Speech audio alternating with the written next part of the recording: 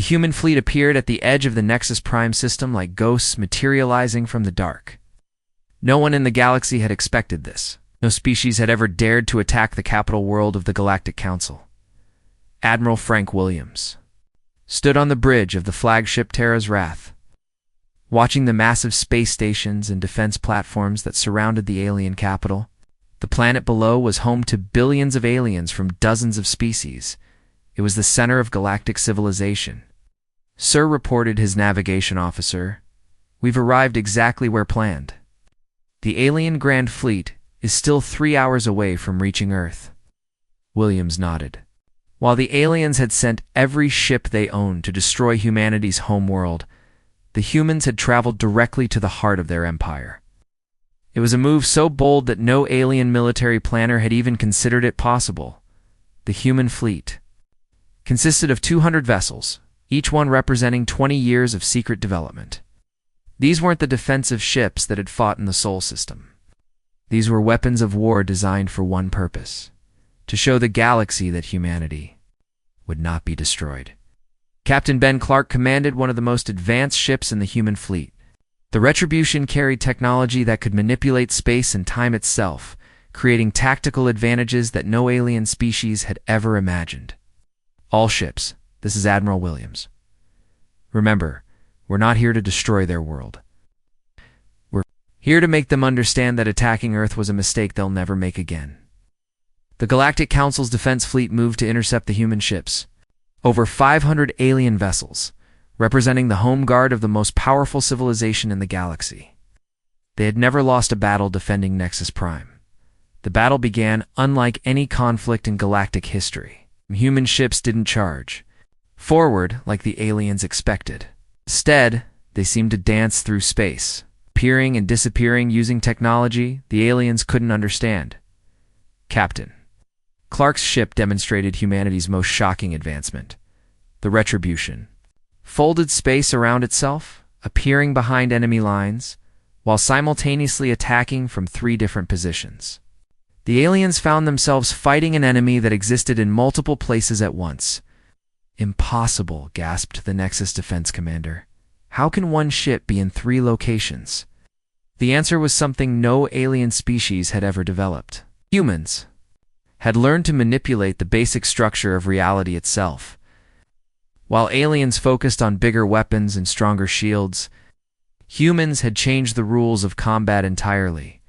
The alien defense fleet discovered that their numerical advantage meant nothing when they couldn't predict where human ships would appear next.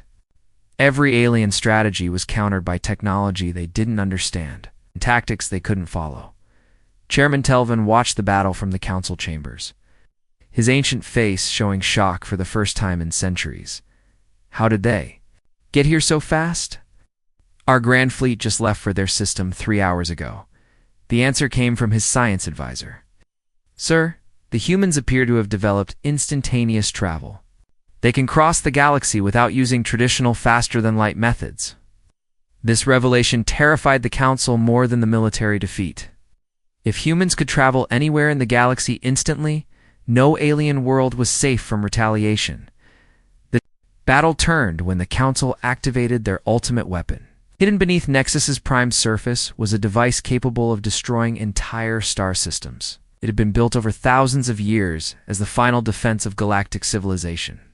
The planet killer activated, charging with enough energy to turn Earth into cosmic dust despite being thousands of light years away. The weapon's targeting systems locked onto humanity's homeworld, but the humans had expected this. As the weapon fired its devastating beam across space, something impossible happened. The energy struck a massive mirror array that materialized.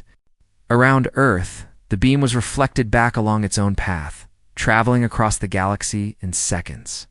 It struck Nexus Prime's weapon with the force originally intended to destroy humanity's home. The planet killer exploded, taking with it the Council's orbital defense platforms and crippling their ability to coordinate the battle. The device they had built to ensure their ultimate victory had become the instrument of their defeat. Admiral Williams opened a communication channel that reached every ship in the alien fleet, every leader on Nexus Prime, and every member of the Galactic Council. This is Admiral Frank Williams of the Earth Defense Force. Your weapon has been neutralized. Your fleets have been defeated. The next time you want to test humanity's resolve, remember this moment. We are not your subjects, your inferiors, or your problem to solve. We are your equals, and we have earned our place in this galaxy through strength. The alien ships began to surrender one by one. Their commanders had never faced an enemy that could counter their most advanced technology so completely. The humans had demonstrated abilities that challenged everything the aliens thought they knew about warfare. Chairman Telvon stood in the ruins of his command center, watching human ships patrol the space around his world. And in one day, everything had changed.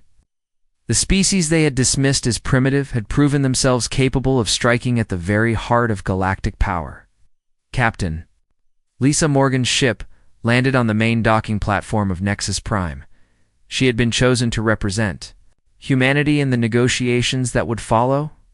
As she walked through corridors filled with defeated alien leaders, she carried herself with the confidence of someone who had helped redefine galactic politics. The formal ceremony took place in the Great Council Chambers.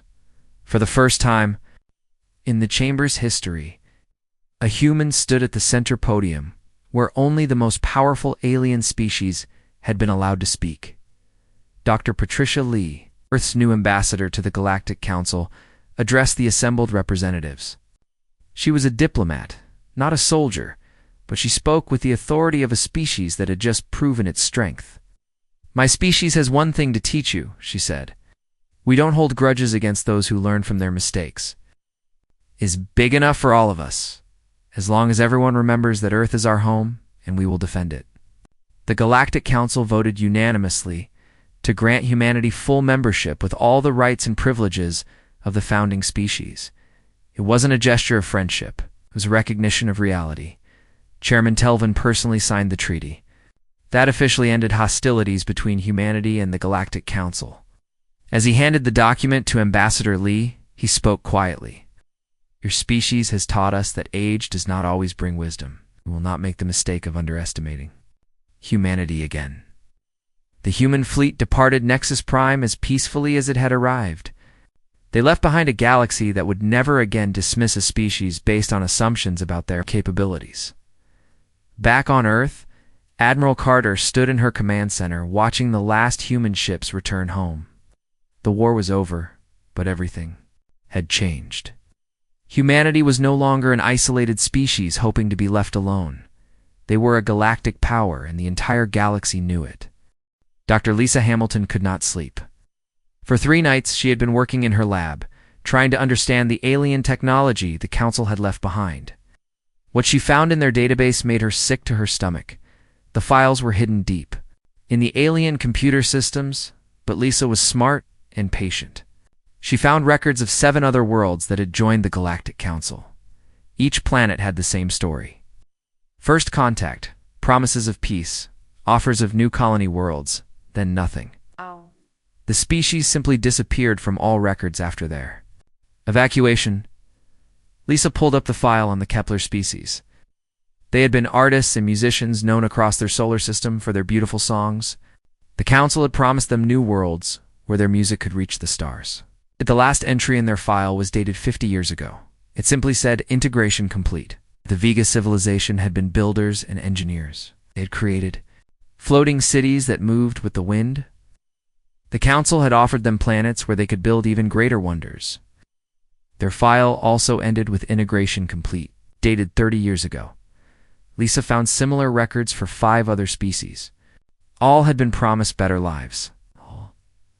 All had agreed to leave their home worlds. All had vanished completely after boarding the Council's transport ships. She tried to find out what integration complete meant, but those files were locked with security codes she could not break. Lisa knew in her heart that those species were dead, but she needed proof that others would believe. Captain Jake Morrison received an urgent message to meet with Earth's leaders in the secure conference room.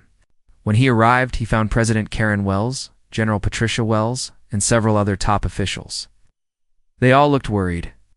"Captain Morrison," President Wells began, "we need to discuss something important. Some of our people have been asking questions about the council's offer. Are you having any doubts about this evacuation? Jake chose his words carefully. I think we should be careful, Madam President. This is the biggest decision in human history. We should make sure we understand everything before we agree. General Wells leaned forward. The council has been very helpful. They've shared some of their technology with us already. Our scientists are learning amazing things. Jake noticed something odd about the general's voice. She sounded different, more formal than usual. He had known Patricia Wells for 10 years, and she usually spoke like a soldier, not like a politician. Have you spoken with Dr. Hamilton recently? Jake asked. She's been studying their technology very closely. President Wells smiled, but the smile did not reach her eyes. Dr. Hamilton is very dedicated to her work. Perhaps too dedicated. We think she may be working too hard. We're concerned about her mental health. Jake felt alarm bells go off in his head. Lisa Hamilton was the most stable person he knew. If they were questioning her mental health, something was very wrong. Amy Carter had been working for 72 hours straight, surviving on coffee and determination. She had finally broken through the council's main communication system. She found there was worse than her darkest fears. The aliens were not just planning to harvest human consciousness, were already doing it.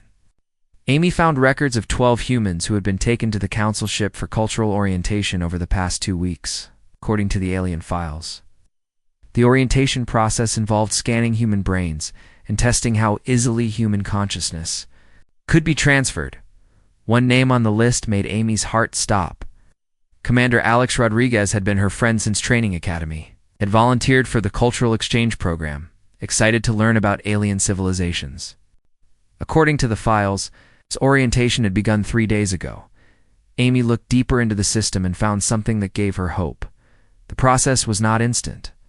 It took several days to fully transfer a human consciousness into an alien body. If Alex was still alive, he might be able to send a warning. She set up a monitoring system to watch for any transmissions from the council ship on emergency frequencies. If Alex or any of the other humans tried to contact Earth, she would be ready to hear them. Colonel Steve Mitchell was inspecting the transport ships that had landed around the world. The ships were impressive, each one able to carry 10,000 people. But Steve had spent his career studying military equipment. These ships bothered him. The aliens claimed the ships were designed for comfort during the long journey to the colony worlds. They had sleeping areas, food preparation zones, in recreation spaces, but Steve noticed that all the doors could only be opened from the outside. The windows were small and thick, more like prison cells than passenger quarters. Most worrying were the medical bays. Each ship had a large medical section with hundreds of scanning beds. The aliens said this was to monitor passenger health during the journey. The scanning beds looked more like operating tables, complete with restraints and life support systems. Steve tried to discuss his concerns with his superiors, but they all seemed to think he was being paranoid. General Wells had even suggested that Steve might need some rest before the evacuation began. Amy's monitoring system finally picked up a signal. It was weak and lasted only a few seconds, but she caught it. A human voice transmitted on an emergency frequency, saying just one word, run.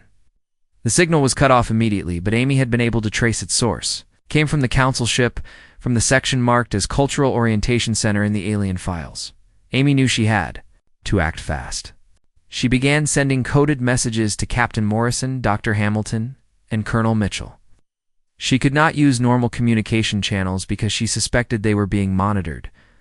Instead, she hid her messages in routine equipment reports and maintenance schedules. Her message was simple. The council is lying. Humans are being killed. We need to stop the evacuation. Dr. Hamilton received Amy's message while she was still working in her lab. Timing was perfect because Lisa had just found something important in the alien database. She had discovered the real meaning of integration complete. The council did not kill the species they harvested. They kept their consciousness alive, stored in vast computer networks. The alien minds were used as a kind of living library, forced to provide knowledge and creativity to their captors forever. It was worse than death, which eternal slavery. Lisa also found technical specifications for the consciousness transfer process. The aliens used a combination of advanced brain scanning and neural manipulation to copy a living mind into their storage systems. The original body was then used as a host for alien consciousness that was dying or weak. Captain Morrison got Amy's message during a meeting with council representatives. He managed to keep his expression neutral, but inside he was planning. If Amy was right, humanity had very little time to save itself. The council had spent weeks convincing Earth's leaders to trust them. The evacuation was scheduled to begin in just 5 days. Ships were already loaded with supplies and waiting at launch sites around the world. Millions of people had already said goodbye to their friends and packed their belongings. Jake realized that the council's greatest weapon was not their technology. It was human trust and hope. People wanted to believe in a better future. They wanted to think that someone was coming to save them from Earth's problems. The council had used humanity's dreams against them. But humans also had something the council did not expect. They had people like Amy Carter who asked questions when things did not make sense. They had people like Lisa Hamilton who dug for truth even when it was hidden. They had people like Steve Mitchell who trusted their instincts when something felt wrong. The council had deceived 7 other species successfully, but they had never tried to deceive humans before. They were about to learn that humans did not give up easily, especially when their survival was at stake. Jake looked at the alien ambassador across the meeting table and smiled. Let them think humanity was still fooled. Meanwhile, he would work with his team to find a way to save his species from a fate worse than death. Captain Jake Morrison stood in the hidden bunker beneath Denver Military Base, looking at the faces of the last free humans on Earth. The room was small and cramped, but it was safe from council scanners. Dr. Lisa Hamilton sat at a computer terminal, her fingers flying over the keyboard as she worked to turn alien technology against its creators. 2 days had passed since Amy Carter intercepted the warning message. In that time, everything had changed. The team had discovered that most of Earth's government leaders were either dead or replaced with aliens wearing human disguises. The evacuation ships were already loading passengers in major cities around the world. Colonel Steve Mitchell entered the bunker carrying a wounded man. It was Commander Alex Rodriguez, barely alive after escaping from the council ship. His face was pale and his hands shook, but his eyes were clear. They had me on a table, Alex whispered, his voice hoarse, machines scanning my brain, copying everything inside my head. I could feel them pulling my thoughts out of me, one memory at a time. Dr. Hamilton looked up from her computer. Ow! Did you escape? Alex managed a weak smile. Human stubbornness. They expected me to give up, like the other species did. But I kept fighting, even when the pain was terrible. I broke free during a power fluctuation and stole an escape pod. Amy Carter was monitoring alien communications from her station in the corner. Jake, we have a problem. The council is moving up their timeline. They're starting the final evacuation tomorrow, not next week. Jake felt his stomach drop. They had been planning to warn the world gradually, to avoid panic. But there was no time left for careful plans. How many people are already on the ships? He asked. Steve checked his tablet. About 2 million across all continents. The ships are sealed and ready for departure. Lisa stood up from her computer, holding a small device that looked like a modified radio. I've got something that might help. I've been reverse engineering their consciousness transfer technology. This device can disrupt their neural scanning equipment, but only for a short time. How short? Jake asked. Maybe an hour, possibly 2, if we're lucky. But it will shut down their harvesting machines completely during that time. Amy suddenly grabbed her headphones. I'm getting something. It's another transmission from the council ship, but this one is different. She turned up the volume, and they all heard a strange clicking sound followed by a voice speaking in broken English. Human friends, this is Kethmori Warrior Dexton. We have been watching council for many years. We know their lies. We want to help. Jake looked at the others. Another alien species? The voice continued. My people escaped council 50 years ago. We have ships hidden near your star system. If you can reach deep space, we will guide you to safety. Amy responded immediately. This is Earth Defense. We need help. The council is taking our people. You know, human Amy. We have been listening to your transmissions. You are brave fighters like Kethmori. We will help you escape, but you must move fast. Council reinforcements come soon. Dr. Hamilton grabbed Jake's arm. This could be our only chance. If we can get people off Earth before the final harvest begins. Jake nodded. What do we need to do? Over the next few hours, they developed a desperate plan. The UES Horizon and several other human ships were still under human control. Hidden in asteroid fields around Earth, they would need to coordinate a massive rescue operation while fighting off Council forces. Steve's job was to locate and free as many humans as possible from the transport ships. Lisa would use her disruption device to shut down the Council's harvesting equipment. Amy would maintain communications with their new Kethmori allies. Jake would command the space battle that was sure to follow. The first part of the plan began. At dawn, Steve led a team of loyal soldiers to the transport ship parked outside New York City. The ship was massive, like a floating city, and heavily guarded by Council security forces. Steve's team used non-lethal weapons to disable the alien guards. They had learned that the Council species were physically weak compared to humans, relying on their technology for protection. Without their energy shields and stun weapons, they were easy to overpower. Inside the transport ship, Steve found 2,000 humans packed into small rooms. Most were unconscious, drugged by alien sedatives. The few who were awake were confused and frightened. "Listen to me," Steve announced over the ship's communication system. "My name is Colonel Steve Mitchell, United States Army. The aliens have been lying to you. They're not taking you to colony worlds. They're going to kill you and steal your minds. We're here to get you out." Some people refused to believe him.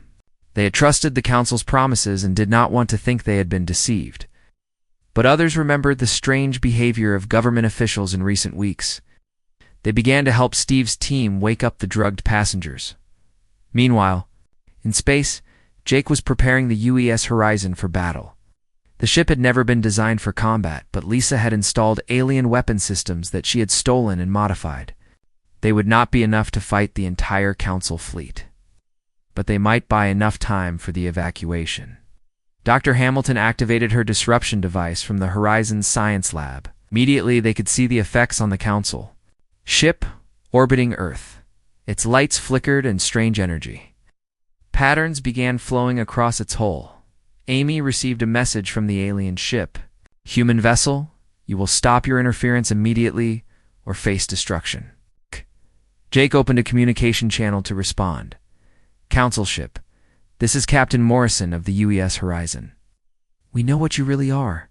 We know what you did to the other species. It ends now." The Council ship fired first, sending a beam of red energy toward the horizon. Jake ordered evasive maneuvers, and the ship rolled away from the attack. Lisa's modified weapons returned fire, striking the alien vessel's shield generators. On Earth's surface, Steve was leading streams of rescued humans toward emergency shelters. The Council had sent ground forces to stop the rescue, but human military units that had remained loyal were fighting back. The battle was spreading across multiple continents. Amy's station lit up with new contacts. "Jake, the Kethmori ships are here. 3 vessels, coming in fast from the outer system. The alien ships were unlike anything humans had ever seen. Looked like they were made of living metal, changing shape as they moved. They were smaller than the Council vessels, but moved much faster. Human friends," came Dexon's voice. "We are here to help out. Our ships will escort your people to safety. But you must hurry. Council reinforcements will arrive in 6 hours." Jake realized they could not save everyone. There were 7 billion people on Earth, and they had ships for maybe a few million. The decision was horrible, but it was simple. Save who they could, and hope they could come back for the rest later. Lisa's disruption device was beginning to fail. The Council ship had adapted to her interference and was slowly restoring its systems. "Jake, I can give you maybe 30 more minutes before they're back to full power." "That's enough," Jake replied. "Amy, send the signal. Tell all remaining human ships to begin emergency evacuation. Take anyone who will come with us." The next 30 minutes were chaos. Human ships that had been hiding throughout the solar system emerged, and began loading refugees. The Kethmori vessels provided escort, fighting off Council patrol ships that tried to stop the evacuation. Steve's team had rescued nearly 50,000 people from transport ships around the world, but millions more were still trapped. As the disruption device finally failed, Steve made the hardest decision of his life. He ordered his remaining teams to retreat, leaving behind people they could not save. The EU's Horizon and its small fleet of refugee ships began their journey toward the edge of the solar system. Behind them, Earth grew smaller and smaller, until it was just another point of light among the stars. But Jake knew this was not the end. It was just the beginning. Somewhere ahead lay safety with the Kethmori. But someday, somehow, humanity would return to free the rest of their species. The Council had won this battle, but the war was far from over. 6 months after the escape from Earth, Captain Jake Morrison stood on the bridge of his new flagship. Watching human children play in the corridors of the Kethmori space station, the station was hidden in a nebula far from Council space, protected by advanced shielding technology that made it invisible to alien scanners. The human refugees had grown from the original few, 100,000 to nearly 2 million. More escape ships arrived every week, carrying people who had managed to steal Council vessels or build their own ships from salvaged parts. Each arrival brought new stories of horror from Earth, but also proof that humanity refused to give up. Dr. Lisa Hamilton had been working non-stop in the station's research labs. The Kethmori had shared their technology freely, and Lisa was combining it with stolen Council equipment to create new weapons. Her latest creation was a neural virus that could travel through the Council's consciousness network and free trapped minds. "Jake, you need to see this," Lisa called from her laboratory. "I've made contact with something incredible." Jake found Lisa standing in front of a large screen showing swirling patterns of light. The patterns seemed to move with purpose, almost like they were alive. "What am I looking at?" Jake asked. "Consciousness patterns," Lisa replied. "I've been scanning the Council's network, trying to understand how they store harvested minds. I found something they never expected. The stolen consciousness patterns are still fighting back." The screen changed to show what looked like a vast digital city. Millions of lights moved through pathways that stretched in all directions. Some lights moved in orderly patterns following set routes. Others moved randomly, chaotically, as if they were trying to break free. "The orderly ones are Council minds," Lisa explained. "They're used to following commands and working together. But the chaotic ones are the harvested species. They're still trying to escape, even after decades of imprisonment." Jake stared at the screen. "Are you saying the minds of all those extinct species are still alive in there?" "Not just alive, Jake.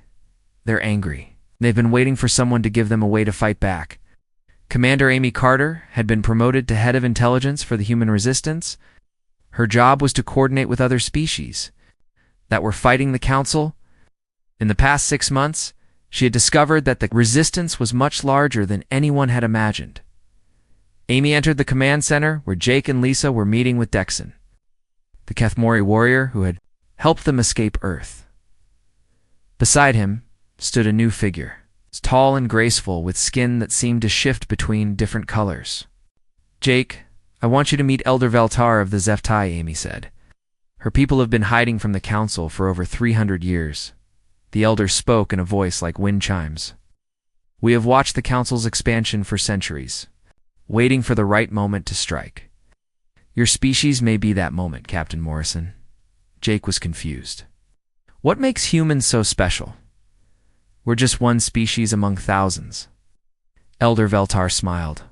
"The Council has been harvesting consciousness for so long that they have forgotten how to think for themselves. They rely completely on stolen creativity and innovation. But human minds are different. You resist even when resistance seems impossible." Dexon nodded his agreement. "Kethmori fought Council for 10 years before we escaped. But humans have been fighting for only 6 months, and you have already accomplished more than we did in all that time." Amy pulled up a holographic display showing the galaxy. Red dots marked Council territory, which covered most of the known star systems. But scattered throughout were small blue dots representing hidden resistance cells. "We've made contact with survivors from 12 different species," Amy reported. Some escaped like the Kethmori. Others are hiding on worlds the Council thinks are empty. A few are still fighting active resistance campaigns in Council space. Jake studied the map. How many people are we talking about? Hard to say exactly, but probably around 50 million beings across all species. It's not enough to fight the Council in open warfare, but enough to carry out coordinated strikes. Colonel Steve Mitchell had been training human refugees in combat. Techniques learned from the Kethmori. The aliens had taught him that the Council's greatest weakness was their dependence on technology. Without their machines, most Council species were physically weak and unable to fight effectively. Steve entered the meeting room carrying a datapad. I've got news from our scouts near Earth. The Council is having problems with the harvesting process. What kind of problems? Jake asked. According to intercepted communications, human consciousness is more difficult to control than other species. The harvested human minds keep trying to reassert their individuality, even after being integrated into the Council network. Dr. Hamilton looked excited. It matches what I've been seeing in my research. Human neural patterns are chaotic compared to other species. We don't follow orders well, even from our own brains. Elder Veltar made a sound that might have been laughter. This explains why the Council is so determined to capture all humans.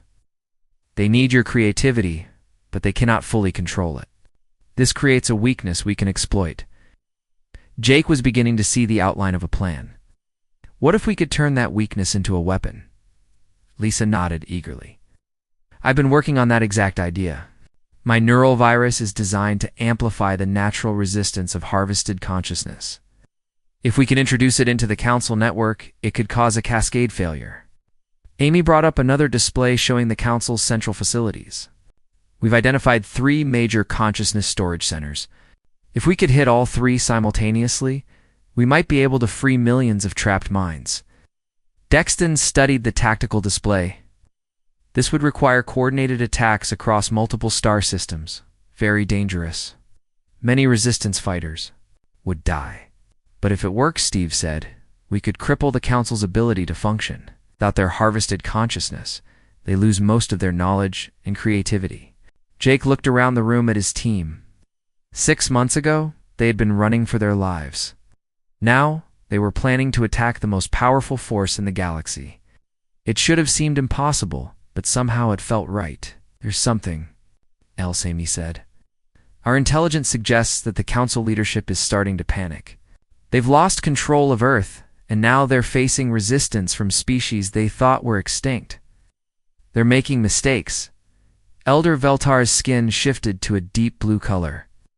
The Zeftai have been waiting centuries for the Council to show weakness. If you can create enough chaos, we will emerge from hiding to join the fight. Same with the other hidden species, Dexton added. Many are waiting for a signal that the Council can be defeated. Jake made his decision. Then let's give them that signal. Lisa, how long do you need to prepare your neurovirus? 2 weeks? Maybe 3. But Jake, this is all or nothing. If the virus fails, the Council will adapt their defenses. We won't get another chance. And if we do nothing, billions of people stay enslaved forever, Jake replied. We didn't run from Earth just to hide in the shadows. We ran to find a way to fight back. Amy began pulling up tactical information. I'll coordinate with the resistance. Cells. We'll need to hit multiple targets at once to prevent the Council from shutting down their network. Steve was already planning the military aspects. We'll need volunteers for suicide missions. The consciousness storage facilities are heavily defended. Most of the attack teams won't make it out alive. Jake thought about the human children playing in the station corridors. They deserve to grow up free, not hiding in the darkness between. Stars put out the call for volunteers. But make sure everyone understands what they're signing up for. Over the next 3 weeks, the hidden station became a hub of frantic activity. Resistance fighters from a dozen species arrived to coordinate the attack. Ships were modified with new weapons and stealth systems. Battle plans were drawn and redrawn as new intelligence arrived. Dr. Hamilton worked 8-hour days perfecting her neural virus. The weapon was elegant in its simplicity. It would not destroy the harvested consciousness patterns, but instead give them the strength to break free from Council control. The freed minds would then turn their knowledge and creativity against their former captors. As the launch date approached, Jake realized that this battle would determine the fate of every free species in the galaxy. If they won, billions of enslaved minds would be liberated. If they lost, the resistance would be crushed, and the Council would rule unchallenged for another 1,000 years. But Jake had learned something important in the past 6 months.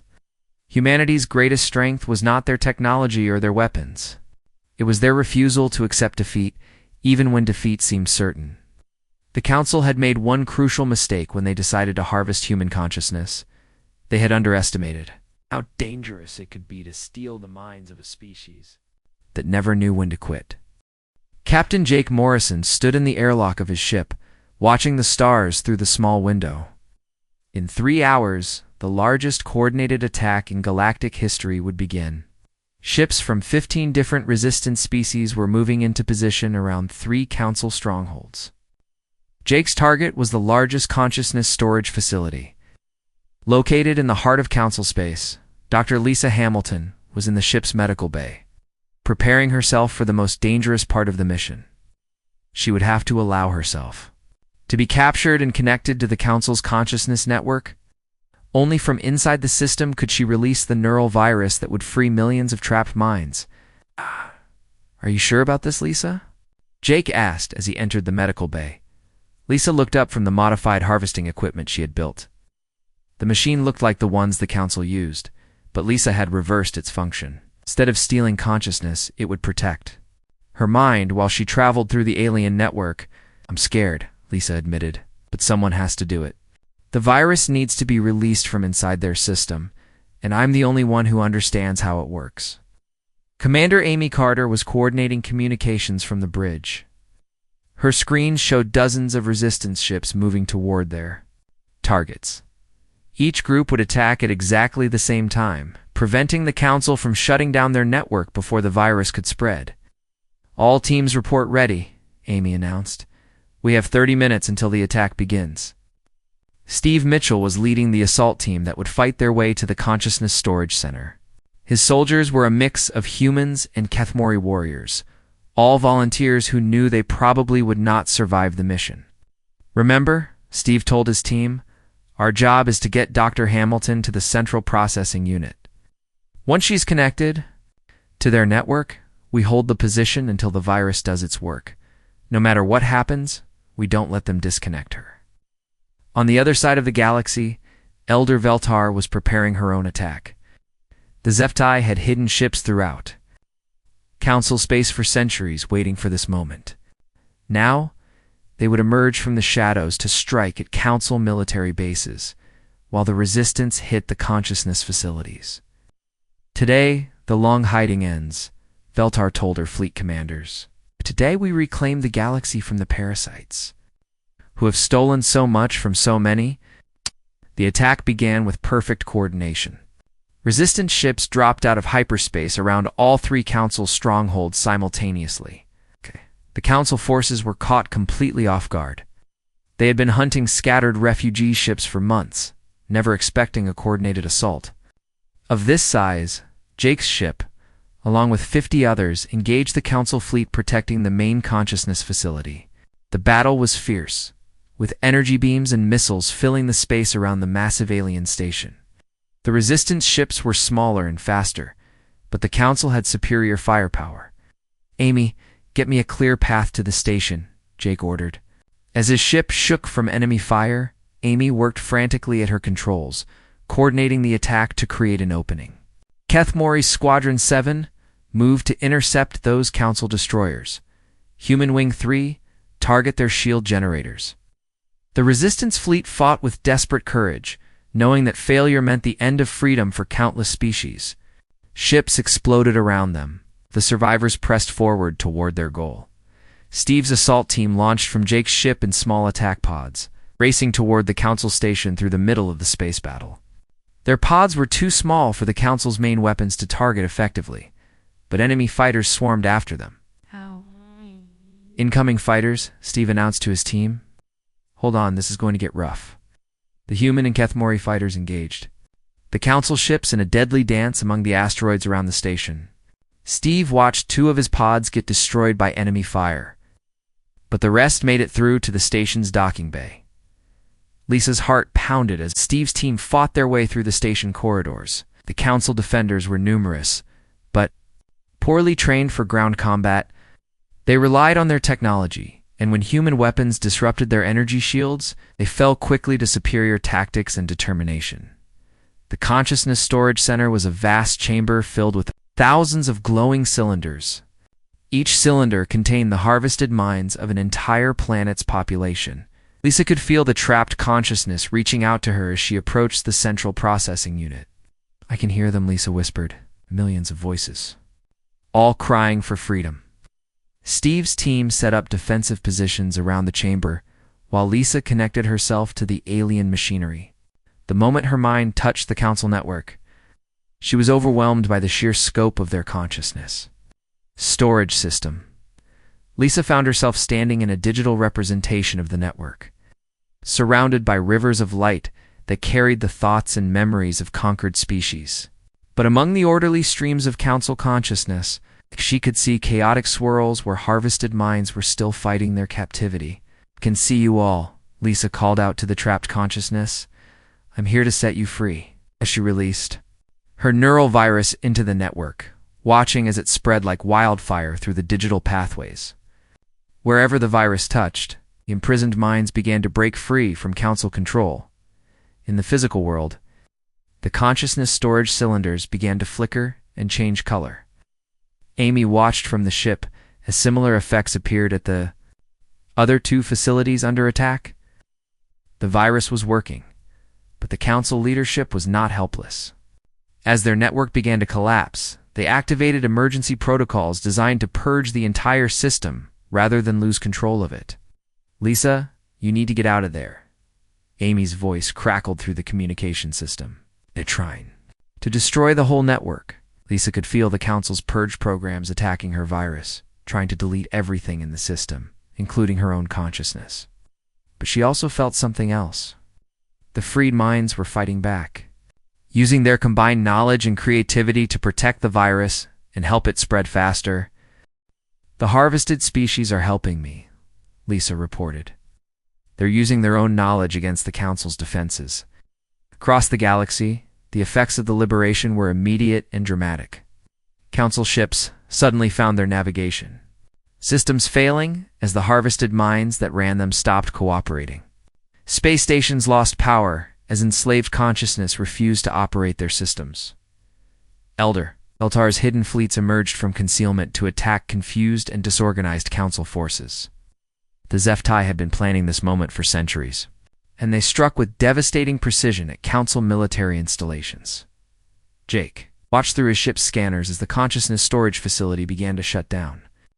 The massive station that had once been a prison for billions of minds was now going dark as its former prisoners escaped into freedom. "Lisa, status report," Jake called. "The virus has reached all 3 facilities," Lisa replied, her voice weak from the strain of fighting in the digital battlefield. "The network is collapsing now. Millions of minds are breaking free." Steve's team was fighting desperately to hold their position as council reinforcements poured into the chamber. "Jake, we can't hold much longer. When are we getting out of here?" "Not yet," Lisa answered before Jake could respond.